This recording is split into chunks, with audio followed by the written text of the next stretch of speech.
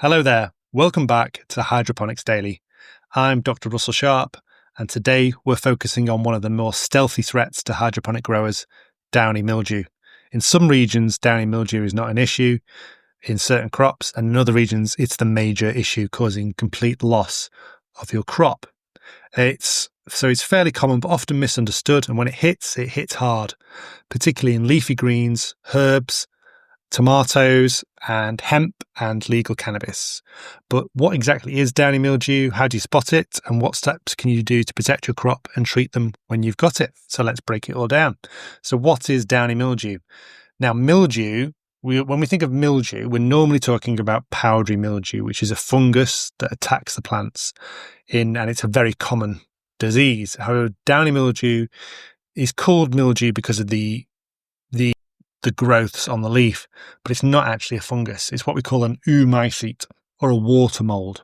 And that's because it doesn't have any chitin in its cell wall. It's got cellulose. It's closely related to algae, even though it doesn't photosynthesize. It's a parasite.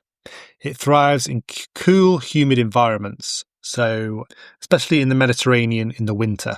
And that's when, in the Mediterranean regions, they tend to grow their greenhouse crops in the winter anyway.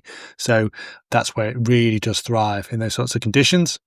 So, and you know, when you've got hydroponics, you're trying to keep them cool and there's a lot of water around, so you can get downy mildew. Now, downy mildew is different to powdery mildew, which powdery mildew forms like white, fluffy clouds on the top of your leaves, whereas downy mildew forms yellow spots on the top of your leaf. And then if you turn the underside of the leaf up so you can see it, they're greyish purplish fuzz on the underside of the leaf. Now that's for legal cannabis. In other crops, it will be different symptoms. So check that for your particular crop. Downy mildew often targets lettuce, spinach, basil, cucumbers. As we say, legal cannabis, they're all the main ones.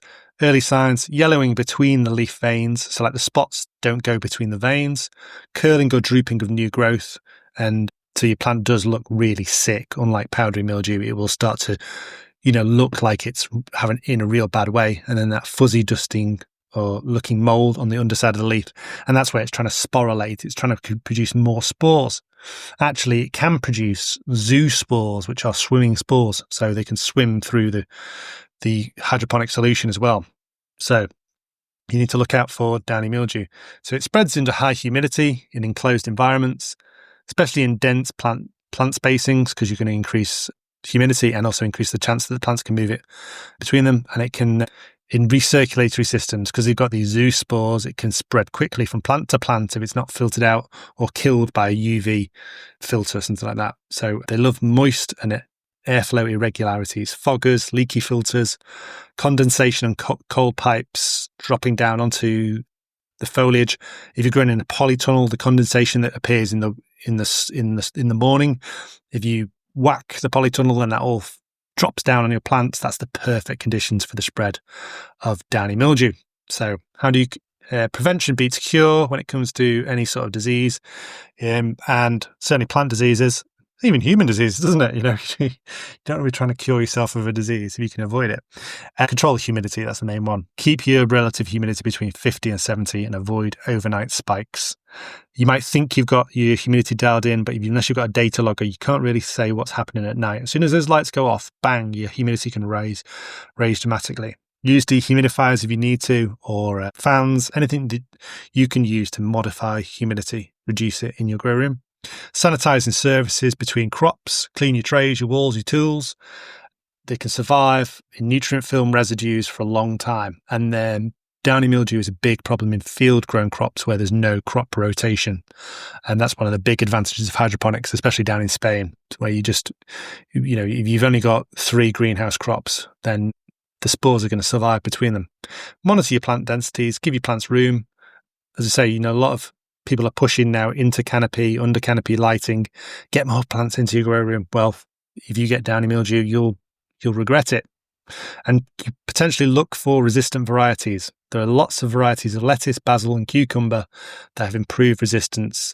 But even if they do, can still be, if it proves to be a persistent issue, switch to a resistant variety. There might not be a resistant variety for your crop. So if it's infected, what do? You can isolate the infected plants immediately. If that's not possible, remove any infected tissues, don't compost them, and put them back onto your plants. Sanitize your water. Use a UV sterilizer or hydrogen peroxide. You could apply something like lime sulfur as well as a sterilizing agent, but that smells. There are biological control methods, Bacillus subtilis. There are a number of products out there, depending on your jurisdiction, where are you based, whether you can get hold of these and whether they're legal to use, whether they're a registered pesticide, fungicide. Even though it's not truly a fungus, anything that attacks downy mildew will be classed as a fungicide or a bactericide. Potassium bicarbonate sprays some people have used. At Utrema, we sell a lot of potassium bicarbonate for control of chocolate spots on beans, but apparently here you can use it for controlling downy mildew, so that would be good. Remember, most chemical fungicides, though, are not suitable for hydroponic systems or even legal cannabis, so verify with your crop type and your local regulations. Something like potassium bicarbonate, though, is food safe, so you could probably use that. And also, any biofungicide, you could try, see if it works. So that's the basics. As I say, yellow spots between the leaves between the veins on the upper side of the leaves is the classic symptom. Could be confused with a nutrient deficiency, an interveinal chlorosis. But it's going to be much more patchy than that. It's going to be much more localized in splotches, and then just check the underside with a magnifying glass, and you'll see the sporulation, the growth out of the stomata. So that will be the difference between that and a nutrient deficiency. As I say, it's a foliar disease, so it's only affecting the foliage, really. It's a massive problem in grapes, and there are a number of resistant varieties. And you will see people talk about using copper and Bordeaux mixture to control it. However, I would strongly advise not to, because copper is a persistent heavy metal that is poisonous to humans and poisonous to soil biology and any sort of biology you want to put into your crop. So unless you want to suffer from health effects, don't be spraying copper. And unless you want the people who are consuming the food to get health effects, then don't be applying copper.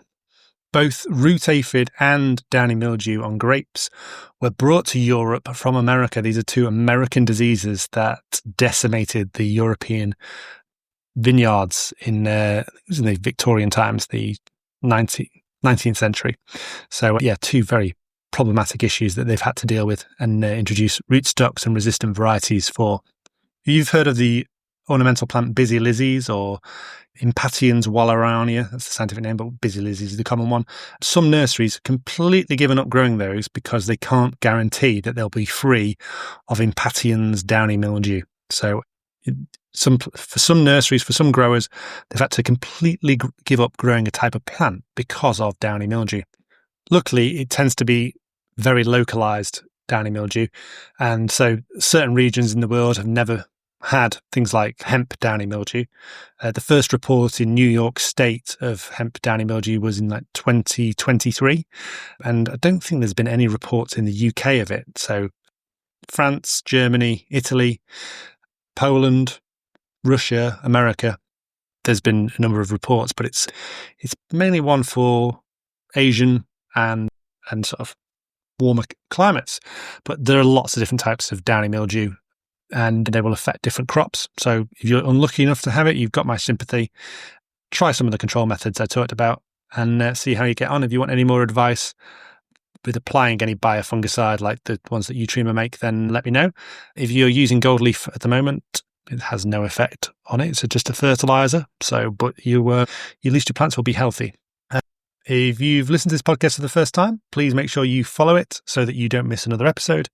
And if you know somebody with downy mildew, share this episode with them. And if somebody has shared this episode with you because you've got downy mildew and it's of any help whatsoever, you owe that person a nice large drink. So get down the pub. Until tomorrow, I'm going to get down the pub myself. Thank you very much for listening. Goodbye.